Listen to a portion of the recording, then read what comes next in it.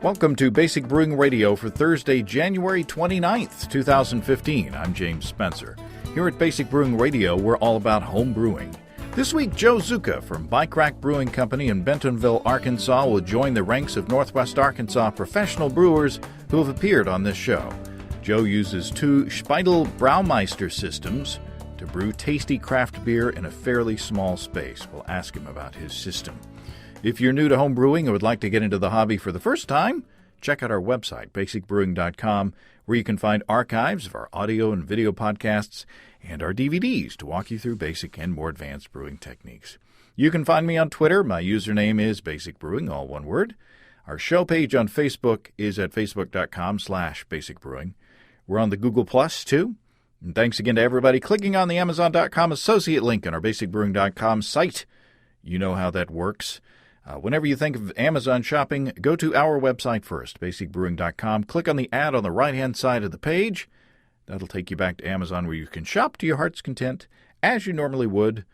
It won't cost you any extra to do that, but you'll be helping us to bring you the show, and we greatly, greatly appreciate your support. We also have associate links for Brew Your Own magazine and the American Homebrewers Association on our site as well that work in a similar fashion. You can find our Basic Brewing iPhone app on iTunes or our Android app on Amazon.com. We have a Windows Phone app. I guess we're still on the BlackBerry podcast directory, and we are on the Stitcher app as well. If you want to put a tip in our tip jar, some coinage in our guitar case, you can go to basicbrewing.com/support.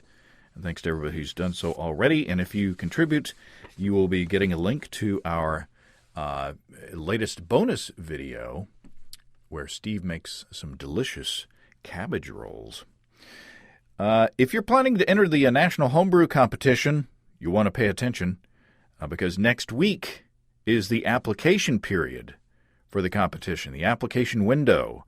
And for more details on the subject and not only the competition but the upcoming conference, let's talk to Gary Glass, director of the American Homebrewers Association.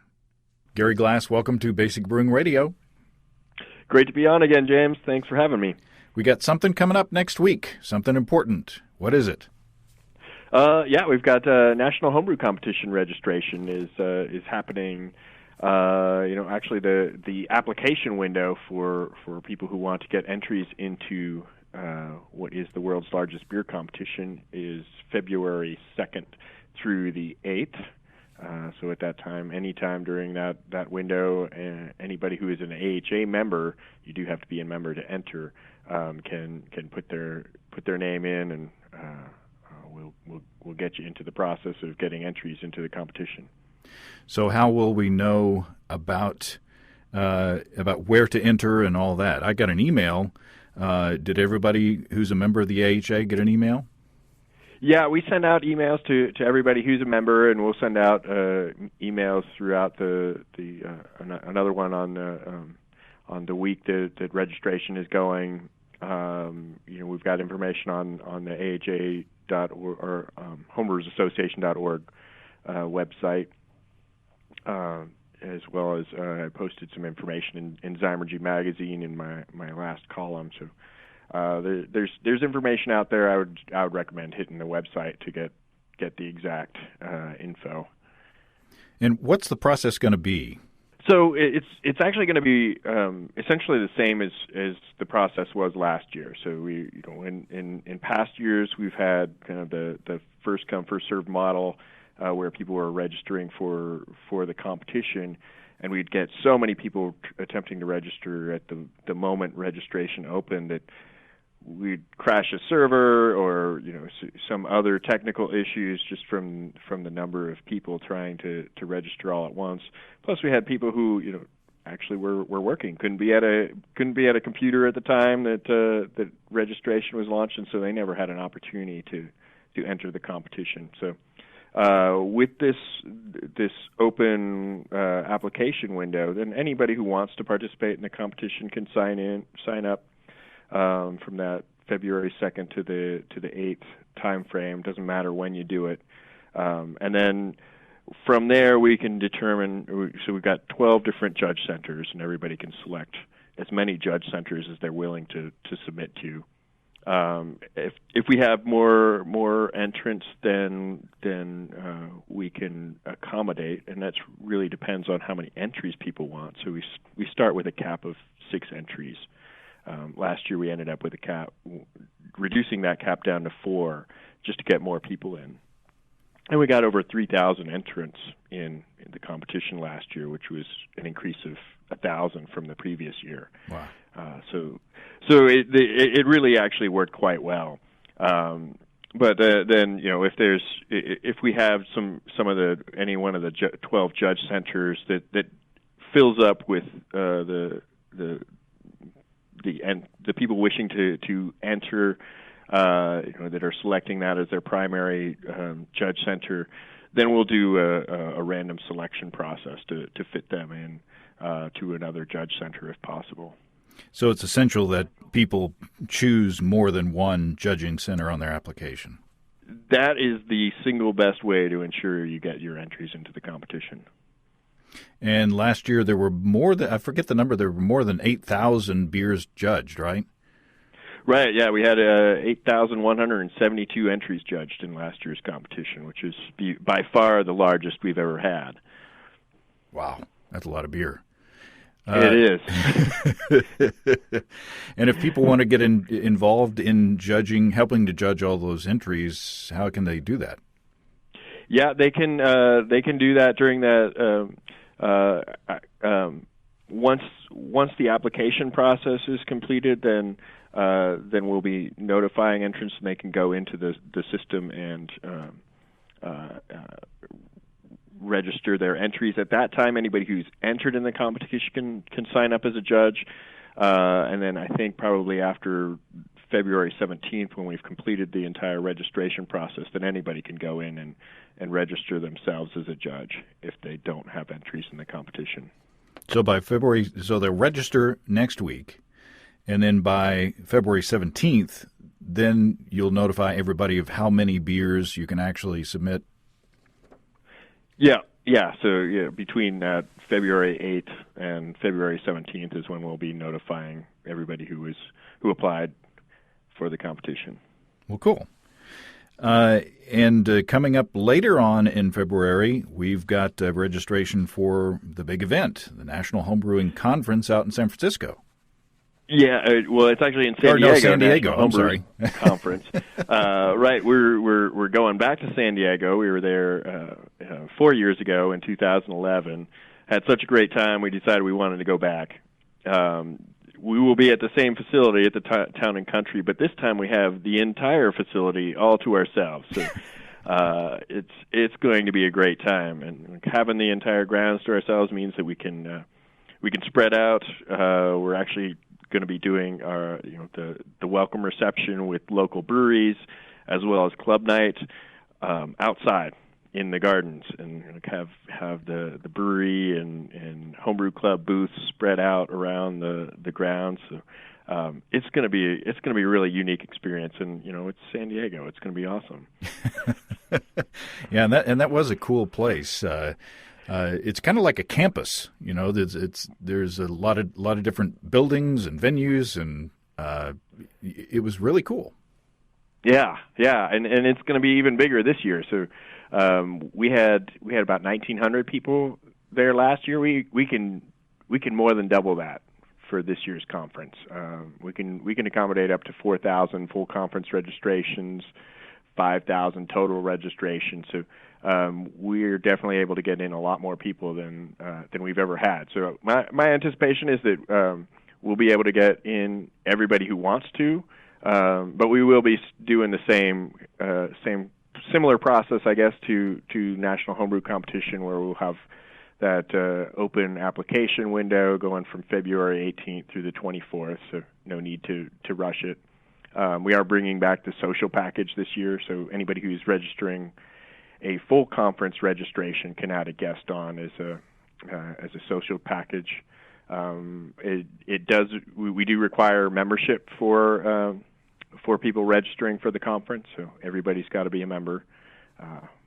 But definitely going to be a great time. Excellent. Well, and June is going to be here before we know it. Yeah. It always comes up remarkably fast. But I can't wait. I love San Diego. There's such a great beer scene there, and lots of great homebrew clubs, and and it's just a great place to go visit. And, we have 52 different seminars for this year's conference, so a lot to choose from. It's going to be awesome. Excellent. Looking forward to it. And if there's any further news between now and then, please let us know. Yeah, certainly. You're a member, so you get all of our emails. But happy to send any special notices that I have your way. Well, thanks, Gary. Okay, thank you, James. I'm really looking forward to the conference this year, even if I can't remember where it's going to be. That's San Diego, not San Francisco. And while I'm talking about the conference, if you want to bring an experiment to San Diego for us to talk about on Basic Brewing Radio, as we have done at the conference, drop me a line and let's coordinate. That would be awesome. Last year, I think we got 8 audio episodes out of the conference and 3 video episodes. So very cool. I'm getting some good emails from you guys about the brewing software. As you might have heard last week, I'm looking to put together a show about brewing software, the good, the bad, and the ugly. But hopefully more good than bad. But since I don't use a lot of software, I don't use the latest stuff, so I'm looking for your help. Shoot me an email at james@basicbrewing.com. Tell me what brewing software you have used, what platform you're using, what the software does, what you like and dislike about it. And when I get enough info, we'll put together a show. Got some good responses so far. Some good, nice, detailed emails that are going to be very valuable information for those curious about the brewing software world. And most of it's good. People like it. Let's look into the mailbag. I got a letter from Martin O'Neill down at Auburn University. You'll remember maybe that Martin was on the show a while back talking about their new brewing program down at Auburn. Martin sent me an email and says, I'm delighted to advise you that Auburn University is now accepting applications for the 2015 Brewing Science and Operations class. Not surprisingly, we had an overwhelming response to our 2014 enrollment, and to this point, students are progressing very well. Just a number of changes that you need to be aware of this year. Class size will be limited to 20 students. So probably pretty competitive to get in there. Enrollment will remain open until June 16th at the latest, depending upon available slots. The program has been fully approved for Veterans Affairs Administration benefits. Very cool. Both science and materials classes will require at least one AU campus weekend residency in the 2015-16 academic year. Martin says full program details can be found at brewing.auburn.edu. So very cool. 20 folks in the program. It sounds like a nice small class size. I bet it's a lot of fun to go through as well as being very informative. Posted an episode of Basic Brewing Video on Monday where Steve and I tasted a fun little beer that I brewed with canned gooseberries. Nick up in Portland, Oregon wrote after seeing it, Nick says, I just watched your Gooseberry Saison episode, which probably set the record for zingers from Steve. Steve was on a roll. Hey, not a cabbage roll, but, well, anyway. Nick says, that beer sounds really interesting. My oddly spelled last name, Srska, that's S-R-S-T-K-A, means gooseberry in Czech. Our grandpa always told us that our last name means the eater of gooseberries.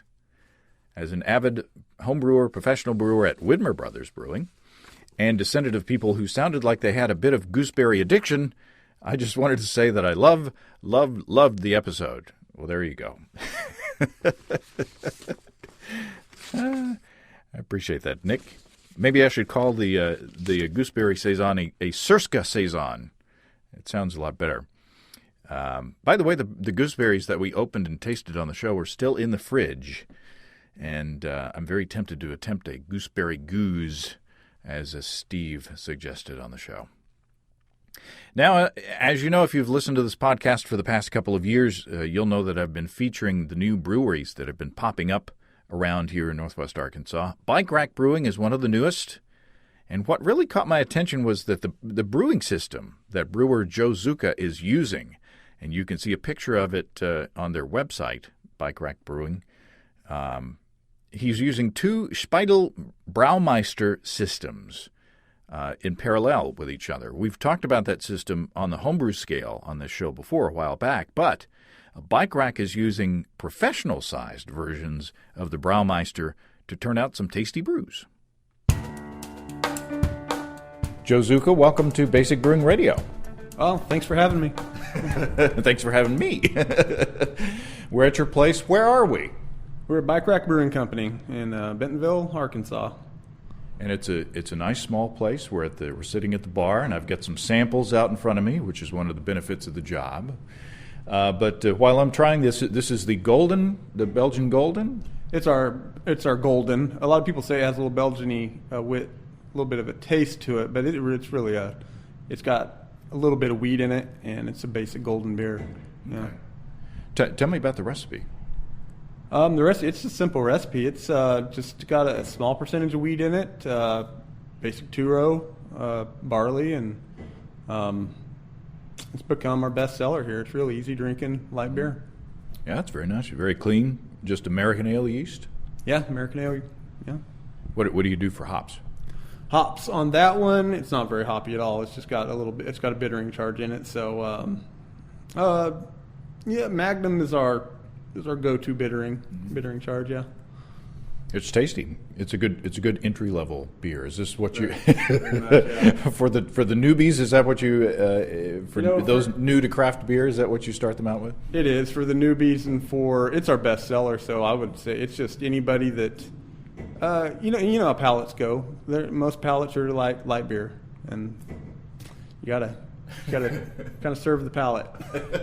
At least for now in Northwest Arkansas, we are over the past few years we are enjoying a boom in craft beer and craft brewing, and I never thought that I would see the day where Benton County not only was no longer dry, but had two breweries in it, you and Ozark down in Rogers. Let's back up before we get too far. Give me some background on yourself as a brewer. Well, I started home brewing being in my early 20s. I'm 38 now, and I got my training at Boulevard Brewing Company. Worked at Boulevard for 2 years. Worked under Stephen Powles, who's this incredible Belgian brewmaster, and listened to every word he ever had to say. And trying to take what I learned there, and that a lot of the larger craft breweries do for their procedure, and take it to a level something this small to be able to do fine crafted. I mean, the best beer that we can brew. Mm-hmm. Well, as home brewers, we know it's not the size of your system; it's the way it's the way you use it, so to speak. Yeah, I'd say to me, following procedure, work ethic. It goes so much into brewing. I mean, you can know so much, but if you're not following everything to a T, every detail, just working hard all the time, if you don't do that, I mean, you're not going to have good beer in the end. It's got to be clean. You got to follow procedure and consistency. For sure. Well, give us some background on the brewery itself. How did it come to be, and what's your role in it, and all that? Yeah, Bike Rack Brewing Company is Steve Utane's. This is his dream. He's one of the owners. There's 4 owners. There's Steve, Joey Lang, Andrew Nielsen, and Jeff Charlson. And Jeff Charlson, he's the majority owner in Bike Rack Brewing Company. He's a home brewer. Steve and Joey were, and Andy and Jeff were their friends, and they just got into it and dreamed this up, and luckily this county became wet a lot later than I ever thought it would. I really thought it'd be years. I've been waiting for this to try to get a brewing job down here for a long time, but it did open up last year, but better late than never. Mm-hmm. Well, and it's been, there have been people that have been kind of sneaking around the Dry County rules, being private clubs and all the things where if you want a beer you have to sign a book or buy a membership or all those different kinds of things for years. I went to college, in Northwest Arkansas at the university in the 80s, in the mid 80s, and we would come up and you could find a place to get a beer. You couldn't buy any retail. But you could always find somewhere like a private club, quotation marks around that. So Bentonville is the home of Walmart. So you get a whole, this place has grown exponentially over the years. So you get people, not only natives from Northwest Arkansas, but you've gotten an influx of a lot of people from out of the state, out of the country. So it's becoming kind of more cosmopolitan. It's not like just a Northwest Arkansas county like it used to be, both in the population and the demographics. It's becoming more of a sort of a bigger town, bigger area feel, and craft beer's got to fit in well with that. Oh, it does.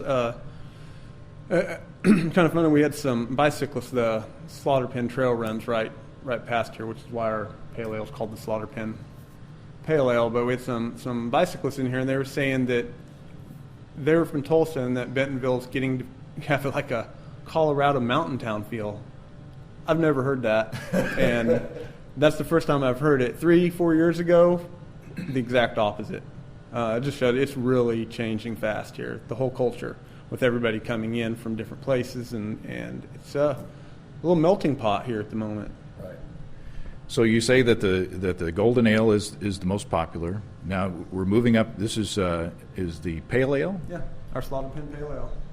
Tell me about the beer. It's a everyday pale ale. We're trying to make it smooth, crisp, clean. Average alcohol about 5% for pale, and hopped with. I like Chinook and Cascade a lot. We have a lot of other hops in the IPA, but it's a pretty basic go-to pale ale. That's what we're trying to do with it. It's nice and crisp and clean. It's got a nice bitterness bite, and very tasty, very nice. I looked at your website and I saw a picture of your brew system, and I was like, "That's cool." We've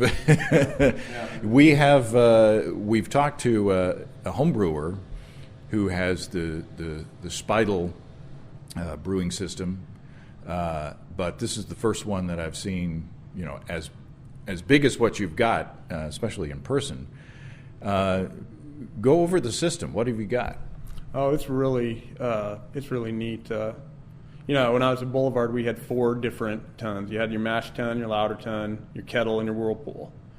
Here, it's all those 4 in one. It's you have a mash tun, you lower down into it, and it does. You put your grains in this mash tun that sits in the middle, and it does what is a reverse lauter. So it actually pumps up through the grain and cascades over the top versus having gravity pull your lauter down. And it's a really, really, I'd say efficient. It's extremely efficient. You pull your grains out, and you've got kettle full right there in your kettle. You boil it, and then at the end you've got a whirlpool, and you've got a jacketed kettle to cool it down. It's an all-in-one system, and you've got 2 of them side by side. What's the capacity on those? Both of them together are 3.2 barrels. It's just over 100 gallons, and you lose a little bit, throughout the your trube and what gets stuck in the lines. But I think after it's all said and done into the fermenter, we're about 3 barrels. Yeah. And so, what's a brew day like here? It's hectic. It's morning till it gets to, it's wintertime now, so until it gets dark, and each step of the brew is about 2 hours. I know about an hour and a half boil, but you've got a little pre-boil, post-boil, everything's about 2 hours. Mashed about 2 hours, boiled 2 hours, then the cool down, the transfer about 2 hours, then your cleanup, that's about 2 hours. So yeah, it just keeps it's a hectic day, and then you got weighing out hops and all that in between. So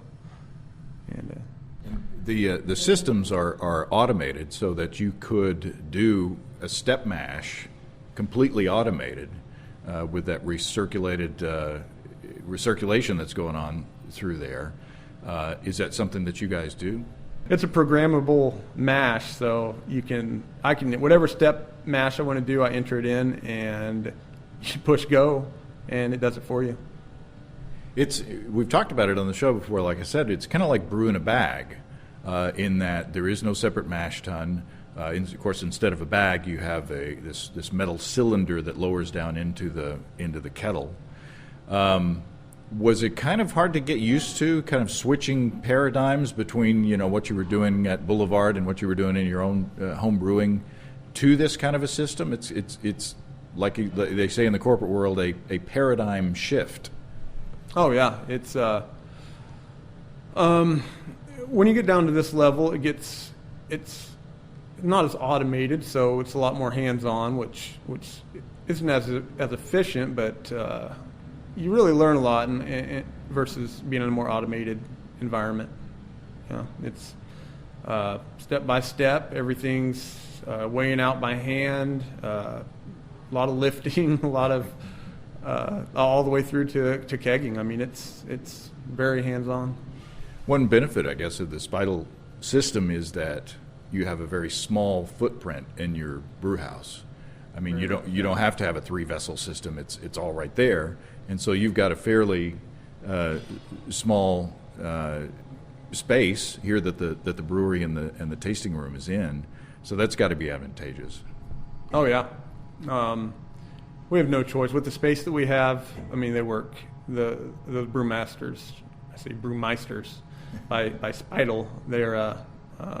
They're essential for our space. That's for sure. Were there any challenges with the system, or is it performing like you thought it would? No, it's performed from day one. It's figuring out the system from day one is what it's been, and we've got to figure it out. It's worked really well. I mean, the whole time. Right now, we're working on the back end. Is where we're working on filtration and carbonation. Is where we're going to fine tune our beer, and we've got some conicals ordered. They'll be here in 12 weeks. They're being made especially just to fit our doors right now, and that's where our fine tuning is going to be, is on our back end now. So right now you're using, what are you using for fermenters right now? Oh, we just have barrel fermenters. I forgot, but I think Bubba's Barrels puts them out. They're just barrels, no conicals, and basic. I mean, they look like oil drum barrels, but they're working for us. And they're stainless. Most people, I guess, brewers, when they think of barrels, they go immediately to like whiskey barrels. Oh yeah, they're stainless. They're stainless barrels. If you've ever worked with a conical, you'd know that you just don't get any better than having a conical versus just efficient. So have the flat bottoms on these fermenters, has that been a challenge to you? Yeah, well, you have to, especially during the cleaning, you have to dump these guys over because we got no way to get them out of the bottom. They're like a conical, it's all just drains down to the bottom and you let it out. So you got to manhandle them, tip them over, spray them out, do all your caustics on them and acid on them. Really clean them really good. Yeah. So that's why you're moving up. I mean, you guys haven't. How long have you been open? We've been open for, I think we're on 4 months now. We opened in mid-October. So not quite 4 months. Yeah, 3.5 months. So already upgrading the fermentation vessels, which I guess that's a good sign that you're already kind of expanding your capacity in that way. Yeah, that's really good. And it's also going to help with the beer quality itself because right now we're not able to do the cellar work that we would love to do. There's a lot of cellar work involved that trube outs and blowouts and be able to harvest your own yeast. Conicals are going to change our beer quality. They're going to bring it up even another notch, which I'm pretty happy with in the moment. With the tools that we have, it's turned out pretty good. Yeah, I'm moving on down the line here. This is the IPA. Yeah, it's our fast IPA. So talk about that. Our fast IPA, it's 6%, maybe even 6.2% alcohol. Our fast IPA isn't as hoppy as we wanted to make a drinkable IPA for a lot of the bikers that come by. That's what they want. That's what they request, and so it's not as big an IPA as some IPAs. So it's balanced. Mm-hmm. Yeah, it's good. It's got a bigger bite, obviously, than the pale ale, but still nice and clean. It's got a good malty backbone to it. Our palates, we hoppy beer drinkers, our palates have been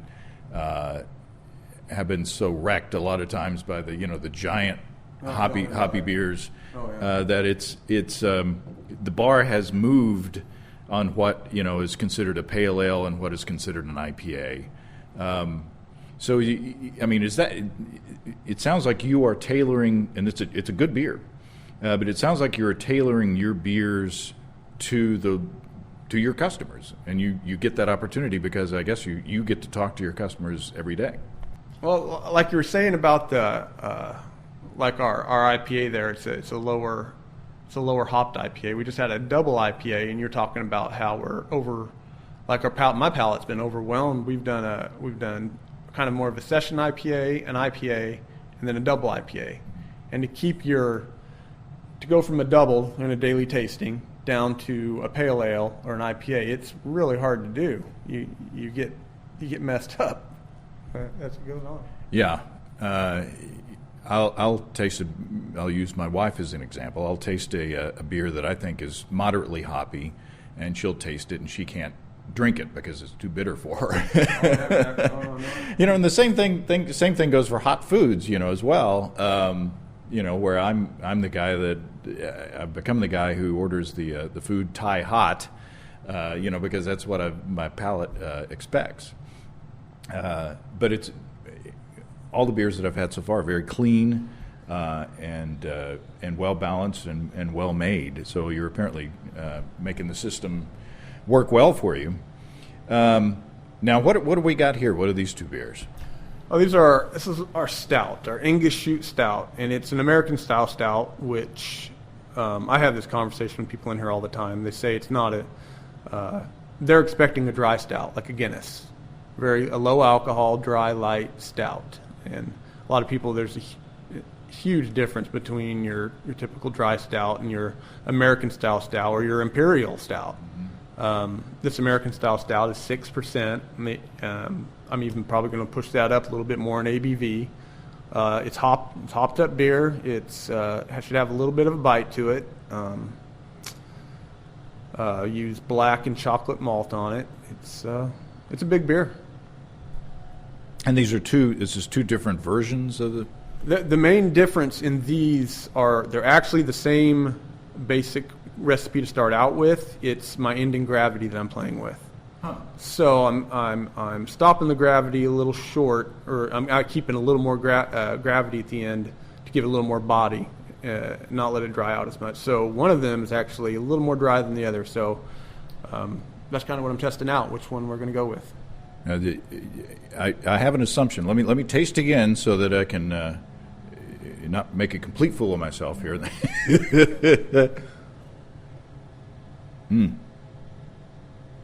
Oh, it's nice and roasty. It does have a hop bite to it. It has a fairly substantial mouthfeel, in my opinion.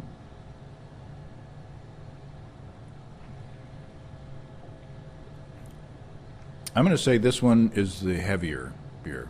Yes. Yeah, that's it. Woo! I don't have to edit that out. Yeah, you can help us decide which one do you prefer? I like the one that's more chewy. When I have stouts or porters, along with a big roasty character, I like to have a substantial mouthfeel. So I would pick this one. Yeah. Me also. That's becoming. I think that's going to be the one we're going to be going with. Now, how do you control the end gravity? Oh, we've got a hydrometer, a finishing hydrometer, and when we get towards the end, we keep real close track to it, and we stop it to the 10th of a degree. Well, we use Play-Doh, to a 10th degree Plato, and that it's amazing what a 10th degree will do at the end of a beer. So just by cold crashing, you're stopping the yeast, and then do you filter after that? Yeah, that's exactly it. We crash it. We have a certain part of our recipe that a recipe isn't just what you're putting in the kettle and in the mash tun. It's the whole process through. So yeah, we have a certain gravity that we start the crash, that we bung at, and then we filter. Yeah, I would go with that one. Both of them are nice, and it would be, you might be hard pressed to tell if you weren't drinking them side by side, which is another trick. But I like that one. I would vote for that one. Yeah. Now you guys don't serve food, but you are within a couple of literally, but a couple of doors from a pizza place. Yeah, Kevin next door, he's got Peddler's Pub. It's wood-fired pizza. We've got other food there too. Their pizza's great. It's all handmade right there in the back. French fries are handmade. If you want to, they have burgers there too. They serve our beer over there. They serve a lot of other local craft beers, and they have a full bar. It's a real, and you can order, handy for us, you can order pizza in here. So you can sit in here and have a beer and get some wood-fired pizza. So you've got all the advantages of having a restaurant attached, but none of the risks. Exactly. Yeah, it's just opening a brewery is tough in itself, but having a restaurant and a brewery, there's more hoops to jump through. So it's helpful. Yeah. So I always ask this question: every home brewer, or almost every home brewer that's listening out there, has at one time or another standing around the brew pot and drinking homebrew and smelling the smells of the brewing process, has dreamed of doing what you're doing and operating a professional brewery. What are the biggest challenges, do you think, or what if you're talking to a home brewer who has that dream? Do you want to try to give them a dose of reality to kind of almost talk them out of it to make sure that they know what's going on in the process? Or, if I were to say, I'm a home brewer and I want to start a brewery, what's the talk that you would give? It would be the dealing with the ABC and the TTB, the state and federal laws that come there. Arkansas is actually a little laxed and compared to some states, but it's tough. It takes a long time to get your licenses, to get everything cleared. It's tough. I'd say that'd be the toughest part that we've had to deal with. Yeah. It's the bureaucracy, jumping through the hoops, and you guys don't package. You don't package for retail off-site, so that I guess that's an advantage. But still, were you the guy that had to walk all that through? Oh, we've all the owners, myself, we've all dealt with it a little bit. Yeah, we've taken the blow all between all of us. I wouldn't even say it's a blow. It's part of it. It's the reality of if you wanted to start your own brewery, many have their own their dreams to do that. That is, be prepared for that. It's there and it's real. You got to deal with it. So what's in the future? Do you guys have like a long range plan of expanding down the line, or are you just kind of going to see how things go? Yeah, we've got plans. It depends on where actual the reality of our sales meets the plan. But our plan is it is expansion. It's keeping this as our tasting room. It's a real good location. It's right near the Bentonville Square. And having a brewery off-site and keeping this as our tasting room. That's in the plans. So do you think that the Braumeister systems, would you recommend them to someone going into this process for the first time, or would you recommend that they go a more traditional route? I think it all depends on your space. If we had the space, we would. There are advantages to having multiple tons to be able to do the you can have multiple brews going at one time with multiple tons. But for our space, and if you have limited space, these things are great, and we'll we'll keep them even when we expand and we have a brew house made for us or fabricated for us. We'll be able to keep these and do test brews in these as we move on, which is huge. You won't be able to have to use so much in ingredients to do a test brew. Yeah, you've got your own pilot system right here, just like at Boulevard. They kept their old system, and I think they're doing their smokestack beers on the smaller system now. Smaller system. That's one I learned on that small system that they do the smokestack on. We put out 102,000 barrels on that 35-barrel system there. I can't believe we did it, but nine brewers, we did it 24/7, 102,000 barrels. It's pretty. Yeah, it was pretty awesome. Yeah, we got not only a few years ago, we not only toured the place, but we got to talk with Stephen for a while and sample some of the stuff that he's playing with. They're doing some really impressive stuff up there. Are you looking to, right now what you've got on tap is fairly standard. Are you looking to expanding into more experimental brews as well? Oh yeah, well we sold out this weekend. Sold out a lot faster than I thought. Our double IPA. We had a winter brew that it was a spice. It was Christmas ale is really what it was. It was spiced up. It was about 9.3%. And next in line we have an amber, and possibly later this week, if I get the East End, we're going to be doing Bière de Garde, French Saison, which I'm really excited about doing that one. Very nice. Well, I'm impressed. It's a nice location. The only thing I would complain about is it's too far away from my house. So, when's your Prairie Grove branch going to open up? Maybe bottling in the future. Probably get maybe some bottles out there. There you go. Well, Joe, I appreciate the time and I appreciate the hospitality. And good luck. Oh, well, thank you very much. Thanks for coming in. Thanks again to Joe.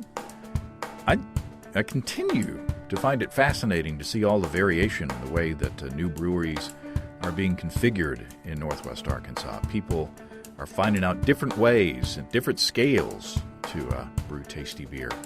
And it seems like everybody has a different approach, and they're all turning out good stuff. So it's all good, as they say. Usually when people say it's all good, it's not. But this time it is. Remember to send me your feedback and experience in using brewing software. It's been a while since we addressed the brewing software issue on the show or topic. And if I get enough info from you, we will talk about it again. We've got a good start. We've got some good email from listeners out there. Would appreciate your help. And I believe I said last time that I'll draw a name out of the hat for a prize. Maybe a logbook, and maybe an bottle opener for a random participant of that. So if you have brewing questions, show suggestions, or just want to say howdy, write to James at basicbrewing.com, or just fill out the contact form at basicbrewing.com. And please don't forget to tell us where you're from. Check out our support link where you can throw a couple of bucks into the tip jar by subscribing financially to our podcasts. Be sure to check out our DVDs, Extract Brewing and Partial Mashing, Stepping into All Grain, Low-Tech Lagering and Decoction Mashing, and Introduction to Wine Kits. You can find them all on our site, along with our shirts in the store as well. You can see a listing of the fine folks across the country sell our DVDs on basicbrewing.com. And if there isn't a vendor in your area, you can order them online in our online shop at basicbrewingshop.com. Thanks to everybody who's continued to click on our Amazon.com link. We appreciate the support there. Our featured products this week that were purchased through the link are Cyber Vapor SVI B100 Desktop Black and Stainless Steel Cuticle Nipper with purple removable rubber grip handle. I picked that one because I thought it'd be hard to say. Thanks again, everybody. And remember, I can't tell who bought what, so no worries there. Just click on the Amazon.com logo on our site the next time you feel like Amazon shopping. We greatly appreciate your support. And I got a tweet from Zot O'Connor that I picked another one of his products. So we were on a strange wavelength link. We don't forget, you can also join the American Homebrewers Association and subscribe to Brew Your Own magazine through the associate link on basicbrewing.com. That's all until next time. Until then, thanks for listening, everybody. I'm James Spencer. Production help for Basic Brewing Radio and our website is provided by Kelly Dots. Basic Brewing Radio is a production of Active Voicing. We'll talk to you next time, everybody. So long.